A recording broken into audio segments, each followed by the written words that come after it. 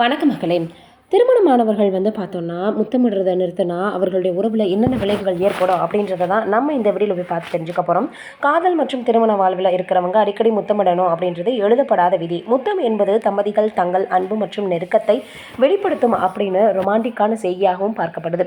தம்பதிகளிடையே நெருக்கம் மற்றும் காதலை உயிர்ப்புடன் வைத்திருக்க இது மிகவும் அவசியமானதாக இருக்குது. அதோட முத்தமிடுறதுல சில ஆரோக்கியமான நன்மைகளும் இருக்குதான். காதலர்களும் திருமணமான தம்பதிகளும் முத்தமிடுவதை நிறுத்தும் போது அவர்களின் உறவில் பல எதிர்மறை விளைவுகள் ஏற்படுமா.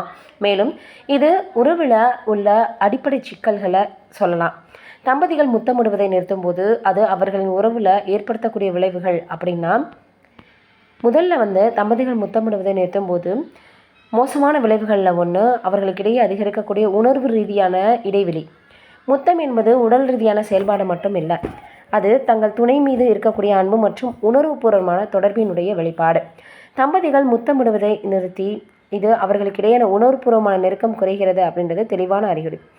இதன் விளைவாக அவர்களுக்குள்ளே இருக்கக்கூடிய இடைவெளி அதிகரிக்கும், தவறான புரிதல்கள், தொடர்பு குறைதல் அப்படின்னும், அதே போல் தனிமையினுடைய உணர்வுகளுக்கு இது வழிவகுக்கும். முத்தமிடுவது என்பது காதல் உறவில் உடல் நெருக்கத்திற்கான தொடக்க புள்ளி. இது தம்பதிகளின் ஆர்வத்தையும் விருப்பத்தையும் தூண்டுது, மேலும் நெருக்கமான தருணங்களுக்கு ஆர்வமாக இருக்குது. திருமணமான தம்பதிகள் முத்தமிடுவதை நிறுத்தும் போது அது பெரும்பாலும் ஒட்டுமொத்த உடல் நெருக்கத்தில் குறிப்பிடத்தக்க பின்னடைவை ஏற்படுத்துதான்.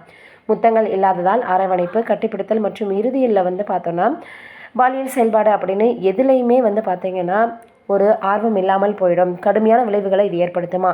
அதனால் ரொம்பவே பார்த்தீங்கன்னா முக்கியமான ஒரு விஷயமாக இந்த முத்தமிடுறது பார்க்கப்படுது. நீங்கள் என்ன நினைக்கிறீங்க இதை பற்றி அப்படின்றத மறக்காமல் கீழே இருக்கக்கூடிய கமெண்ட்டில் சொல்லுங்கள். நன்றி, வணக்கம்.